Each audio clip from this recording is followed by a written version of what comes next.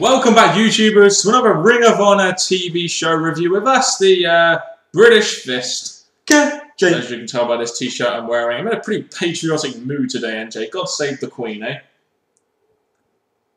What? Yes. Oh, you were talking about the cross. I thought you were going to do the peekaboo nose thing on me. Oh, no. Oh, I was going to deliberately fall for that and do like a John Laurinaitis thing, like, oh, I'm going to fall for the most obvious trick in the book. Anyway. But John Laurinaitis is not part of this show, which is ROH. Yeah, you probably, to be honest with you, John Laurinaitis and ROH, that wouldn't be too bad, actually. Oh, It would provide some entertainment to the show, at least. Better than Jim Cornette. Anyway. I'm just saying. Subscribe up above, like this video, and comment your thoughts on this edition, this Go Home Show edition, kind of similar to Raw, the Go Home Show edition of Ring of Honor TV. I am Mr. Parkin with the baseball cap on today, or whatever. It's actually an England cap. So again, being very patriotic, and in this corner, doing a very patriotic. I don't know what the hell that is, but anyway, it's NJ. What's up? The one and only. So this was the go-home show for Showdown in the Sun. We've got 2 nights of 8 matches, 16 matches altogether over Friday and Saturday, all part of WrestleMania weekend. And I think one thing I want to make very clear in this review is that it was always going to be very hard for Ring of Honor in the go-home show, as opposed to, say, like Raw, SmackDown, or TNA, to hype up everything they had. I mean, they kind of tried to do it with the Inside ROH segment, but it was always going to be hard to highlight everything on the show, but they managed to highlight the sort of more important aspects of the card from the show, but just not everything. No, when they thought of the Go Home show and the amount of matches they have, these 2 shows going over the Friday and Saturday, it is pretty much packed, so they had to try and cram as much as they can in this, and in my opinion, when we get further on, they did an okay job. Yeah, I must admit, I'm not a massive fan of the whole 2-night thing, because I do think when you have a TV show, it does compromise the build slightly, especially when you've just had the 10th anniversary show, 4 weeks ago. It's kind of compromised the build to these 2 iPay-views, in my opinion. But I'm not a big fan of that, just because of the, how you have 16 matches to build, and it's difficult, isn't it? Because you have to interweave stuff, and stuff gets complicated, and the booking gets a bit weird. But anyway, we'll move on. We'll move on to the opener. You've got in Ring of Honor. When was the last time we had an opening segment, eh? An opening promo segment. We're so used to thinking, oh, this week Raw had an opening match. Ring of Honor had an opening segment. That's usually the way around, isn't it? Pretty much is. Yeah, I mean, we opened up this week with Jim Cornette introducing the 3 participants for the ROH World Title match: Roderick Strong, Davey Richards, and Eddie Edwards. To be honest with you, after seeing these guys in the main event for so long, we're not really too interested in this match. But to be honest with you, didn't really have too many problems with this opening segment. No, because each one of them, even though we don't think they're the best on mic at times, they actually did bring out something for their match, especially... It was Davey Richards, Roderick. All of them did. Roderick, I think, brought something, because when he was going on explaining about he's the champ and how Davey Richards is the MMA wannabe. Yeah, that was awesome. Roderick Strong, I'll say this, not very good on the mic, but he has his moments. He does. MMA wannabe. I respect you for that one, brother. I think Eddie Edwards was pretty good in this as well. He wasn't the normal, like, Davey, we're going to have a fight. It was, like, really... They actually had something to it, which was good. So, I did like the interaction between the 3. They actually made it seem like they all have beef with each other. Neither of them respect each other, despite Davey and Eddie having that tag team, the American Walls thing going on and respecting each other, seemingly. But it's nice that they're not all respecting each other, and it's not just, let's see who has the best match and who is the best. Yeah, exactly, like the Young Bucks, ain't we? The thing about this is that, yes, the 3 in the ring were doing a great job, I think, but it did get a whole lot better by the Howl of the Wolves in the background. Yes, indeed. Before we got the Howling Wolves, though, I'd love to talk about Kevin Steen, but, I mean, what we had here, we had the hyping up for the main event of the Showdown on Sunday Night 1, and then we brought out Jay Lethal, who I thought cut quite a good promo saying he should be getting a title shot. Every time he's had a title shot, he's been, it's been interfered and all that, saying he's done waiting and he's tired of being a good guy and he wants to get what he deserves and he's going to take it. And I think this promo was pretty good. I did enjoy adding him into it. Yeah, he did add something more to this. I mean, he is going to be in the Blind Destiny thing on night 2 against Roderick Strong. So it was good that they actually hyped up that match, and then they hyped up 3 matches, as well as also in the same time hyping up the tension between Steen and Richards and Jim Cornette. So this opening segment, even though there was a lot going on in it, it managed to accomplish a lot, in my opinion. You hyped up 3 of your main matches, 3 of your main matches for Showdown in the Sun Night 2, and your main event for Showdown in the Sun Night 1, and you teased what will be a future big match for Ring of Honor, and did a lot in this segment. Kevin Steen, yes, the important part was the in-ring segment with those, and then Jay Lethal, but when Steen came out, he actually did give us a good future thing. He insulted them all. Yep. He made him the centerpiece of this. Love fest. And just went on saying that they're all morons in the ring and how he's going to go straight from being the worst nightmare to become the champion. I loved it. Go back to kissing all each other's asses and shaking each other's hands that have been up their asses. I mean, Kevin Steen usually just provides us something a bit different, something a bit edgy. And whenever he's on the mic, generally it was a pretty good segment. I mean, they don't do very good segments very often, but this was an example of a well done segment which achieved a lot. Which, let's face it, in an hour they need to do because they've got so little time to hype so much. Yeah, you could say that Kevin Steen maybe not been needed because obviously they concentrate on the 2 nights coming up, but adding him obviously showed that they're progressing on to the future and giving Kevin Steen his moment in this go-home show. He has a match with Eddie Edwards on night 2, which could be for the Ring of Honor World title, which is why he was included there. And he did talk about that. He wants Edwards to win so he can get the title, but he doesn't give a shit if Eddie Edwards doesn't have it. He's going to get to the title anyway, and he will. And he better fucking do, or else ROH is going to be really stale. I'm just saying. So if I didn't have many problems with this opening segment, none at all. We then get a tag team match. World's Greatest Tag Team versus Coleman and Alexander. And again, I thought the way they set up this match was quite good in the sense that you had the veterans saying, oh, you know, we're going to go through these guys and we're going to show them how to wrestle. And then you had Coleman and Alexander talking about, oh, you know, they're athletes and World's Greatest Tag Team are all about entertainment and all that kind of stuff. And I think the way they set this up was pretty good in the mic work. Again, it was just a lot better than what you're usually expecting from backstage pre-tapes. Amen. Yeah, amen indeed. Amen. We got some good promo segments before a match, and like I said, I liked how they set this match up because it did play into the match itself. So World's Greatest Tag Team, Wrestling's Greatest Tag Team versus Coleman and Alexander. Do you remember that main event they had a while back, the Proving Ground match, the first ever Proving Ground match they had, and this match was really not that good.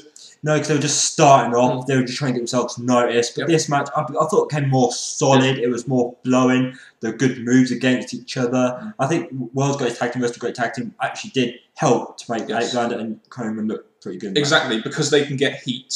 And the stuff that they do, heel tactics, which, let's face it, not many people in Ring of Honor do the whole heel tactics thing. And I thought this was a good match, not in the sense that it was like fantastically wrestled, but because they worked it very well. They worked it to the hot tag and all that kind of stuff, which is all important psychology going into, you know, tag team matches and stuff. So, you know, I did think this match was well worked. I did enjoy the match itself, and the way it ended was pretty good. Oh! Still chair shot. Hit me with an imaginary chair, NJ. Oh. What a moment, because that did tend up to the pay-per-view, which was a perfect good moment. Yeah. I liked it. Like NJ said there, like NJ demonstrated there with his wonderful acting skills. Briscoe's come in and hit Charlie Haas with a chair to give Coleman and Alexander the win.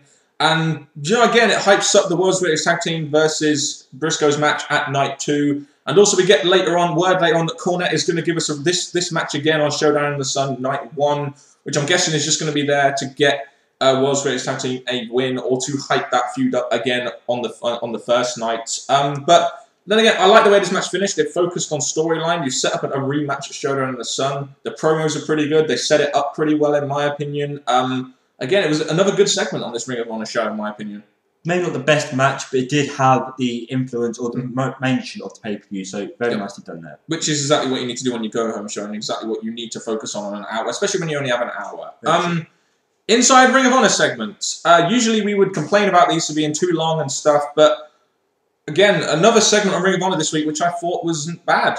I mean, they ran down the card for the pay-per-views quite well. They had like some interviews here and there. Mike Bennett, Lance Storm. You know, they had some like recaps of feuds, and I thought this Ring of Honor segment really was good. It was a perfect fit for a go-home show where you need to try and show 16 matches. Like we said at the beginning, they had to cram as much as they can into this hour, so giving us the quick matches that led to something through the pay-per-view, and then this Inside ROH that flooded the rest of the matches up. I thought it was very nicely done, shows exactly what we needed to, hyped up the right matches through it, and I just thought it was nicely done. Yeah, I mean, there were some segments in there where you thought, oh, why are they showing this guy on the mic? But overall, it was a pretty good way to sort of hype up every single thing on the go-home show, you know, for the 2 pay-per-views we have coming up. And this is what I mean, the Inside ROH segment is good for that kind of thing, and it really came into its own in this go-home show, in my opinion. The third good segment in a row for me, for Ring of Honor, which is very rare, you say, on a Ring of Honor show. Yes. It's just a shame we had to get this main event. You probably saw our review last week about the March Mayhem, so we've already given our opinions on that. We'll say this, though. March Mayhem this week, we didn't watch it because we don't care. Why would fans like us care about people wrestling over money?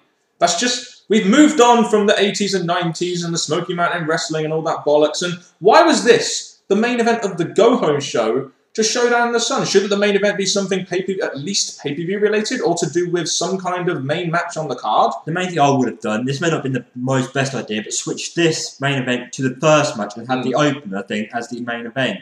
Because you would have ended with everything else that's needed. But this match, I'm not going to take it away from it, because we did get Michael Elgin, which we know he's a great wrestler to watch, but the outcome of what it was leading up to weren't the best. But taking it away from the wrestling. Yeah, I mean, obviously, the wrestling is good, but it just has no meaning, and no one gives a shit about it. I mean, we really didn't pay too much attention to this match. We saw what happened at the end, though. Just the problem here is, you have this March Mayhem thing, which isn't even setting up something for the pay-per-view. It's setting up something for after the pay-per-view, the iPay-per-view happens. And the problem here is, I know Ring of Honor only have an hour, but can they not devote... They have very precious TV time. They need to devote it to important things. So why are we ending the go-home show with Eddie Edwards and Adam Cole fighting Michael Elgin and Roderick Strong? I mean, you can see the Elgin-Strong connection there, but... That's really got nothing to do with the go-home. That's really got nothing to do with the iPay-per-view, and it's not exactly the best way to send off your go-home show. And the last image your fans see, or the people watching your TV show before that pay-per-view, is Edwards and Cole fighting Elgin and Strong, which has nothing to do with the iPay-per-view. So it's stupid. Not the best thing to see. I'm not taking it away from the show, but this didn't really give us like, oh, this is exactly what we need before the pay-per-view. Yeah, I mean, this show, it was pretty much... I mean, I did enjoy... I think the segments were good. The 3 segments that we had out of the 4 were pretty good. It's just the main event. When the main event doesn't deliver or doesn't give you what you need, it kind of does affect the show a lot, doesn't it? I mean, 3 good segments, in my opinion, hyping up to this iPay-per-view, which I don't believe has had very good hype, mainly due to the 10th anniversary show and other such things, like only having an hour of TV and stuff and having matches thrown in at the last minute. But the whole March Mayhem thing, I kind of think that Ring of Honor could have just done this after the iPay-per-view. Maybe had a segment for the main event, or, El Generico, Steen, or, heaven forbid, ANX versus the Young Bucks, a match which I'm actually looking forward to on the iPay-per-view. It's a bit sad that right before the pay-per-view we didn't get to see El Generico, which is disappointing for me, because obviously I haven't watched ROH that long, and El Generico would have made a good appearance. He was spoken up last week, and it would have been good if he had one. I don't know, it's just... So that would have been a nice little touch. Yeah, so I mean, just summing up, there was 3 good segments in my opinion, but the main event just wasn't needed, and it kind of when the last image you have is an image like Edwards and Cole fighting Elgin and Strong, which really has nothing to do with the iPay-per-view, kind of affects the show a lot, in my opinion. Still a decent show, just the main event really isn't anything to be desired at the moment in Ring of Honor with this whole March Mayhem bullshit. Sadly not, no. So your overall thoughts on this show? Okay, I'm going to say, from throughout the show, I didn't get bored of it. We had good wrestling, I think, good segments. Storyline. We had storyline, we had a good insight ROH. I think it was flowing nicely. The main event, take away nothing away from the wrestling, it just didn't have the progression onto the pay-per-view. Exactly, and so there we go. And before we go, I just want to say this. Ring of Honor Showdown in the Sun comes this Friday and Saturday, and MJ just has a little message for you guys out there before we go on to those iPay-per-views. I could do this. Okay, what I'm going to say about this, people, is ROH, taking it away, because I said from the beginning, the wrestling had put on great spots, good moments and all that, but me personally, it's not giving me the positive feeling of a great wrestling show. What I'm going to be doing is I'm going to stick around for the pay-per-view, probably as the timetable was messed up. The one we're getting Saturday, there's a show on Saturday. There's a show on Saturday. So I may do one more just to fill in that one, so it's complete the whole up to the pay-per-view. But then after we've done those, I'm going to be parting. But when Steen gets his match, they're all waiting for, you'll see me once again. Kevin Steen versus David Richards is a match you're definitely going to be there for. But no worries, guys. We're not going to be doing on the British Fest. I'll still continue to watch Ring of Honor and review these TV shows on my channel, Mr. Parkin 01. So if you want to watch Ring of Honor reviews from me, then, check out my channel, subscribe to it, and you'll get Ring of Honor reviews. So not all is lost in the Ring of Honor department in the British Fist. We'll still be having... And also another thing, we'll be doing the Showdown in the Sun iPay-per-view reviews on my channel, as well as we want to save all the stuff at the weekend for WrestleMania, as that is the sort of main focus of our channel this week, because it is WrestleMania week. So all the ROH stuff will be on my channel. So then again, if you want to see those reviews, go check out Mr. Parkin 01, my channel, and go subscribe as well. So just to let you guys know what the hell's going on this week. And the link will be in the description box below, just so you don't wonder where it is. Of course. And now what I'm going to say, people, is hopefully you've enjoyed this show, but please give us the good, the bad, and the ugly, like I always say. And for Mr. Parkin and me, NJ, Tune in for another video from us. Until next time, people, goodbye.